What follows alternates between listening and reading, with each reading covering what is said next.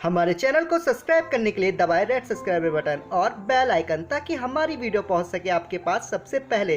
तो दबाना मत भूलिएगा। ये कहानी सुरेश की है। सुरेश एक सरकारी दफ्तर में काम करने वाला एक आम आदमी था। उसका अभी अभी ट्रांसफ़र एक छोटे से गांव में होता है। सुरेश को सरकार की तरफ से एक छोटा सा घर भी मिलता है जो गांव के एकदम बाहर था। उसकी बीवी और बच्चा दोनों ही इस घर को अंदर से देखने आते हैं और उनको घर बहुत पसंद आता है। वह वहाँ पर रहना चालू कर देते हैं। कुछ दिनों बाद सुरेश की पत्नी सुरेश से कहती है, अजय सुनिए, आपको तो पता ही है ये हमारे इस घर में पहली दिवाली होगी और मैं चाहती हूँ इस दिवाली इस घर को बहुत सुंदर तरीके से सजाया जाए। तो मैंने काफ़ी सामान लिख दिया है, एक लिस्ट बना के आपके झोले में डाल दी है।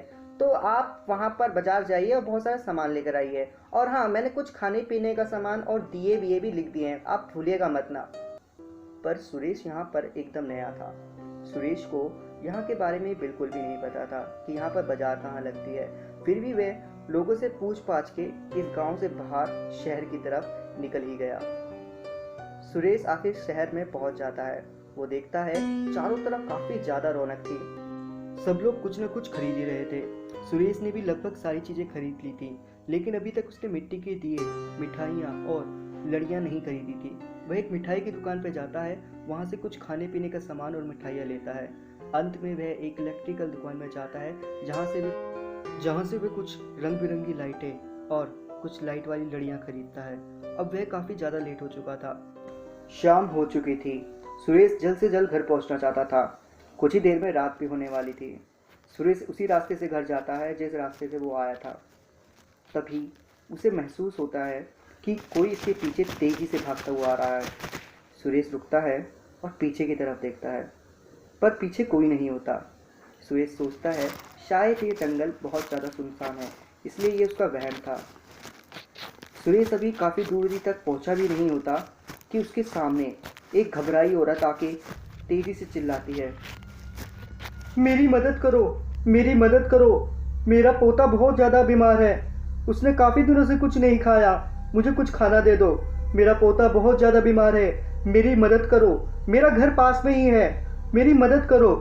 ये सुनकर सुरेश थोड़ा भावुक हो जाता है और उसकी बातें मान लेता है और उसे अपना खाना देने के लिए तैयार हो जाता है। इसके लिए वो उसके साथ उसके घर तक पहुंचता है।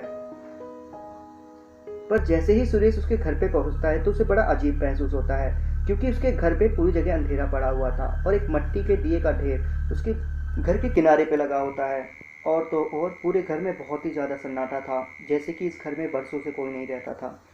और वह औरत फिर उसे उस रूम में लेकर गई जिस रूम में उसका पोता बैठा हुआ था। उस औरत ने अपने बच्चे को खाना दिया और साइड हट गई। पर उस बच्चे का खाने का तरीका बड़ा अजीब था। सुरेश को वो पसंद नहीं आ रहा था। वह उसे टोकते हुए उससे कहता है, अरे बेटा, थोड़ा आराम से खाना खाओ ना, ये खाना सारा तुम्हारा ही है, ये कहीं नहीं जाएगा, आराम से खाओ। शायद उस बच्चे ने सुरेश की बात नहीं सुनी थी। सुरेश एक बार फिर से बोलता है, अरे बेटा, ये सारा का सारा खाना तुम्हारा है, आराम से खाओ। तभी वह बच्चा शांत हो जाता है और फिर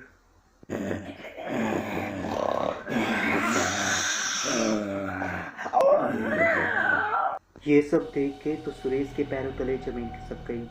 सुरेश तिरछी आंखों से उस औरत की ओर देखता है तो वो देखता है औरत का चेहरा पूरी तरह बदल चुका था और औरत चिल्लाते हुए कहती है, मेरे पोते को बचा लो, वो मर रहा है। इसकी इतनी भयंकर आवाज़ सुनकर सुरेश का कलेजा बैठ गया। वो तेजी से दरवाजे की ओर भागता है और तभी उसका पैर किसी चीज़ से लगता है और वो नीचे गिर जाता है और गिरकर बेहोश हो जाता है। अगली सुबह उसी रास्ते से कुछ लोग निकल रहे थे। तभी उनकी नज़र सुरेश पे पड़ती है। वह देखते हैं एक आदमी उस छोटे से घर के बगल में बेहोश पड़ा हुआ है। उसको वो उठाकर अपने गांव की तरफ ले जाते हैं। पर जब सुरेश को होश आता है तो वो देखता है कि उसके सामने दो आदमी और एक बूढ़ा व्यक्ति खड़ा है। और फिर वह बूढ़ा आदमी अपने बारे में सुरेश को बताता है कि मैं यहाँ का सरपंच हूँ, आखिर उस रात तुम्हारे साथ हुआ क्या था। सुरेश डरते हुए उसे सब कुछ बता देता है कि आखिरकार उस रात उसके साथ हुआ क्या था। अच्छा, उस औरत ने तुम्हें भी परेशान किया। लगता है तुम यहाँ पर नए हो और उस औरत के बारे में नहीं जानते। वह औरत एक गरीब औरत थी जो कि रोजी रोटी कमाने के लिए मिट्टी के बर्तन बनाकर बेचती थी। वह अपने घर में अपने पोते के साथ रहती थी। उसका पोता काफ़ी ज़्यादा छोटा था और उसका बेटा और बहू किसी बीमारी के कारण मर चुके थे। अपने पोते की परवरिश करने के लिए वो ये काम करती थी। पर आज भी वो रात मुझे याद है जब वह औरत मेरे पास भागती हुई आई और मेरे से मदद मांगने लगी कि उसका पोता बहुत ही ज़्यादा बीमार है, उसके पोते को खून की उल्टियाँ हो रही है, उसको बचा लो। मैंने उसकी बात सुनी और उसके साथ उसके घर की तरफ निकल गया।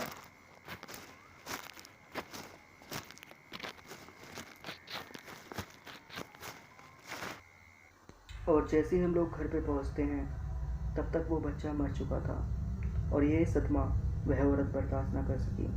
कुछ दिन बाद उसका भी देहांत हो गया और गांव के लोग कहते हैं उन्होंने उस औरत को उसी घर में देखा है। वह आज भी अपने पोते के साथ रहती है।